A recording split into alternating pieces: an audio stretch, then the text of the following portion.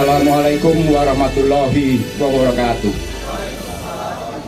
Yang saya hormati panitia konvensi atau yang menangani konvensi pemilihan presiden dari Demokrat dengan seluruh jajarannya, para panelis, tamu undangan, rekan media.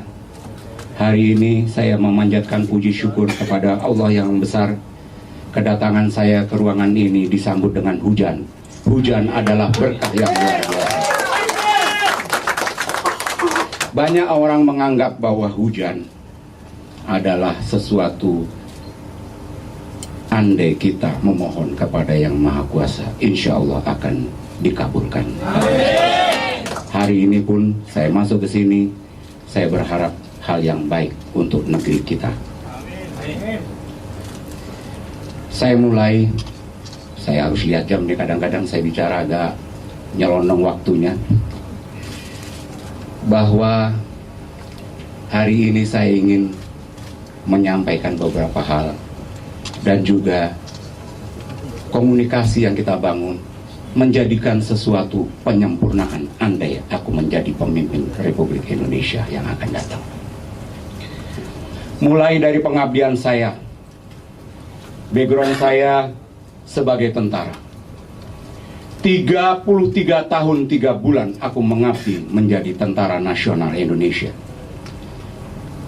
Banyak daerah ku kunjungi dari mulai ujung barat sampai dengan ujung timur Indonesia. Banyak hal yang kulihat. Betapa Indonesia adalah sebuah negara yang luar biasa. Baru dilihat dari wujud geografisnya.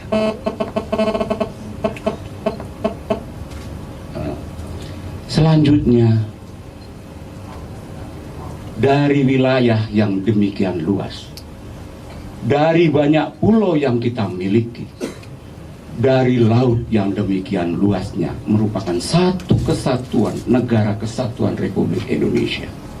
Aku semakin yakin bahwa Indonesia harus memiliki tentara dan polisi yang kuat untuk menjaga kedaulatan dan melindungi semua bangsa Indonesia. Itu diamanatkan di dalam undang-undang, khususnya adalah pembukaan Undang-Undang Dasar 1945. Jadi sebetulnya visi pembangunan negara kita tinggal membuka apa yang sudah ditulis di dalam pembukaan undang-undang. Karena itu para pendiri bangsa sebelum kita mengharap adanya negara yang demikian luar biasa ini bisa tumbuh dan mementingkan kepentingan rakyat di atas segalanya. Kalau kita lihat sudah luas dengan kekayaan, alangkah hebatnya negara Indonesia.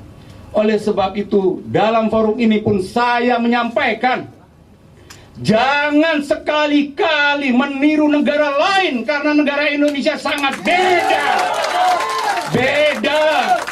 Dia punya budaya, dia punya tempat, dia punya luas, dia punya pulau banyak. Kalau kita hanya mengadop sistem negara lain utuh, sangat berbeda, salah besar saya katakan.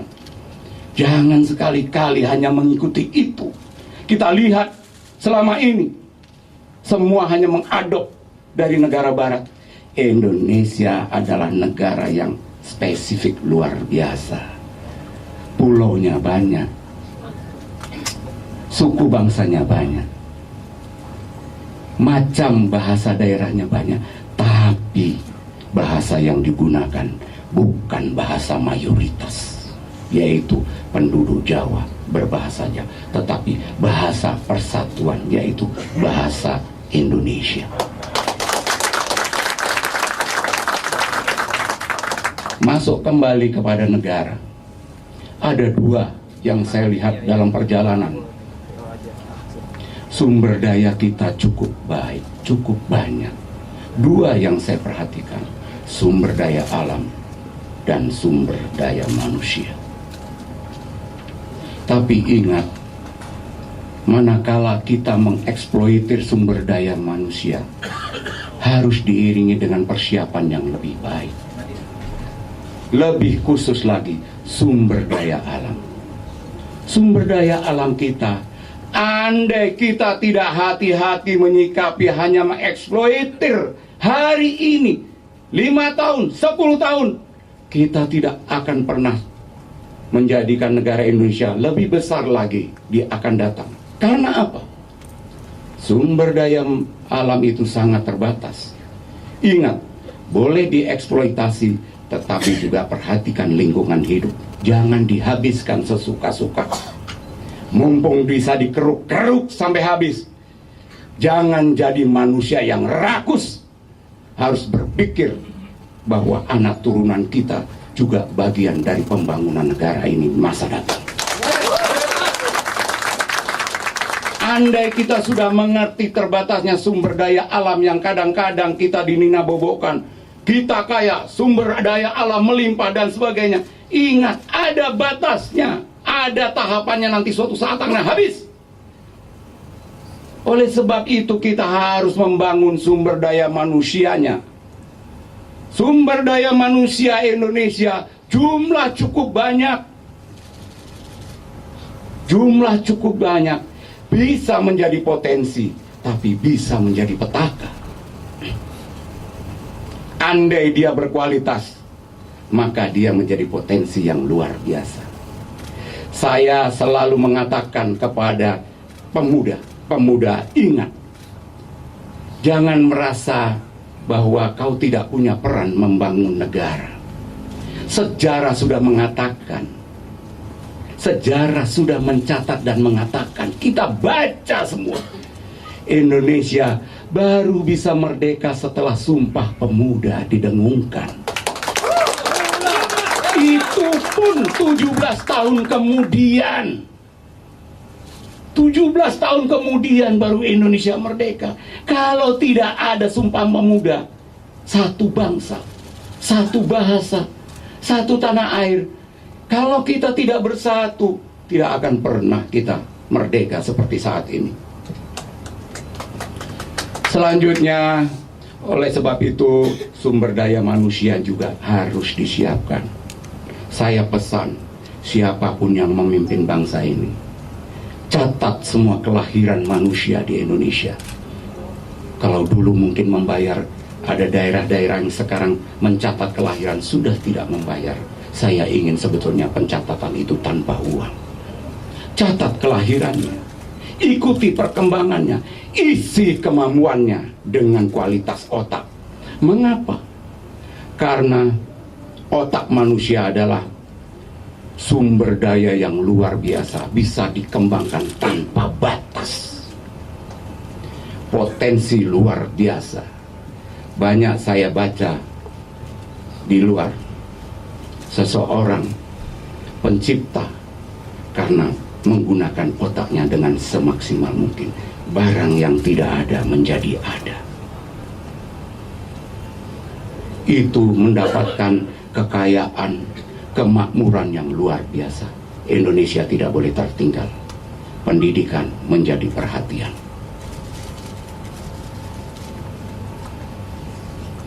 Namun itu semua, andai negara sudah besar, lengkap kaya, selanjutnya tentaranya bisa menjaga keutuhannya. Tidak ada lagi pulau hilang, diambil orang. Maka yang tadi saya katakan, harus ada rasa aman. Harus ada rasa aman, nyaman tinggal di Indonesia.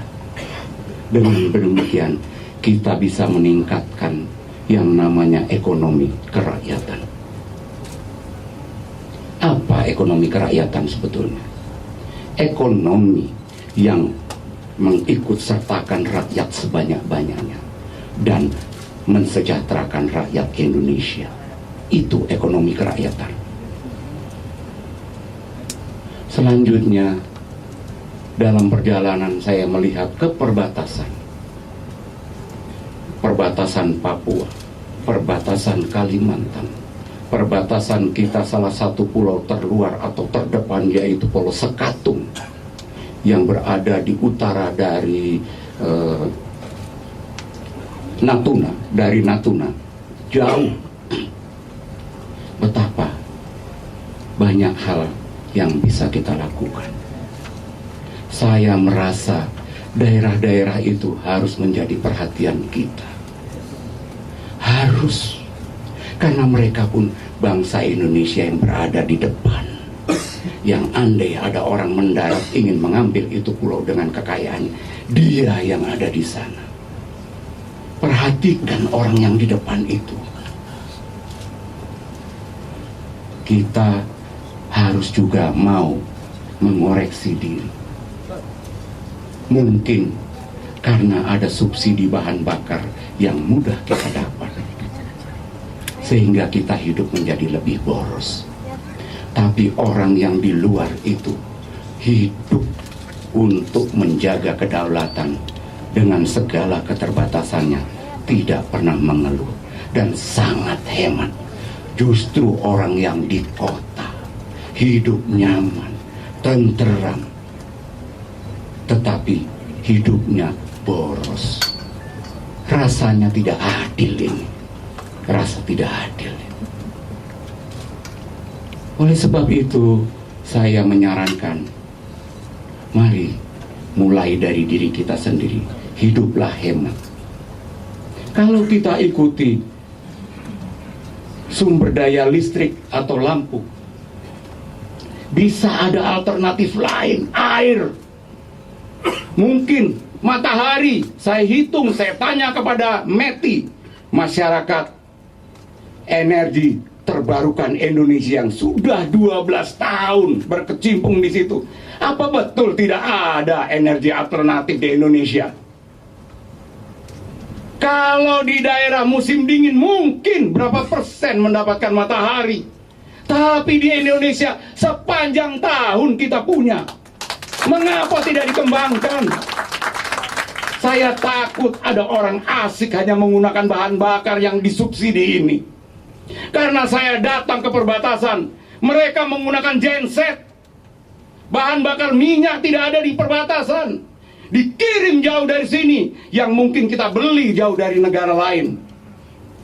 Yang terkadang ada orang mengamati tidak, genset itu kadang-kadang mati 1 hari, mati 2 jam per hari.